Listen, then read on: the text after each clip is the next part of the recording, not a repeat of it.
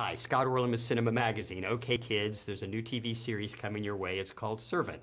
And part of the creative responsibilities fall on the shoulders of this man, M. Night Shyamalan. Congratulations. Thank you. I want to ask you, what's really fascinating about this story is, once again, we let a stranger come into our house. And events kind of turn on that. Yeah. Why do you think that lends itself to such a compelling premise?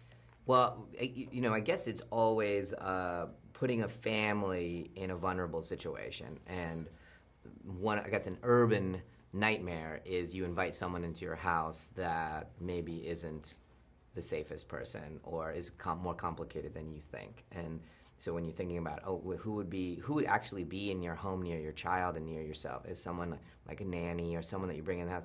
And so it's one of the things you worry about as someone who's trying to protect family. What I thought was really intriguing is that we're just conditioned in most of these type of scenarios, it's the wife who's at stay at home and the husband who's going off to work. And now you flip it. Yeah. How do you think that distaff sides lends itself to the story? You know, it's funny. Till you just mentioned it, I remember when we were writing it, it was something that felt very natural. It didn't even occur to me till you just said it just now that was the flip of the normal paradigm, which is a wonderful thing that I didn't even think about it.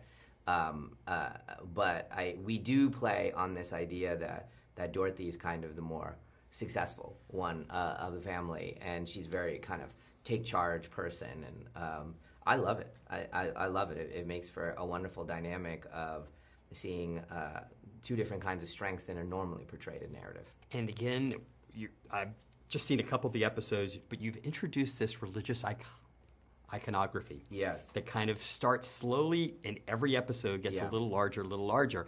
And as you'll see when you watch the show, things start twisting around, and we're like, where's all this coming from? How much of a seed are you laying? Well, then if I tell you, then it's no longer a seed. I don't know how to answer that. I definitely enjoy spirituality, talking about spirituality in the stories. I often use it as something to just talk about faith or the unknown and that kind of thing. And oftentimes supernatural and religion kind of blur in these stories. Just something that a regular person starts to doubt, and then maybe they believe. And hopefully if we get the tone right in this show, that it'll always be able to, you could do either explanation. And Toby is an actor who I've interviewed numerous times, but he's usually in a motion capture suit. So this is really interesting that he's getting a chance to kind of step out of that.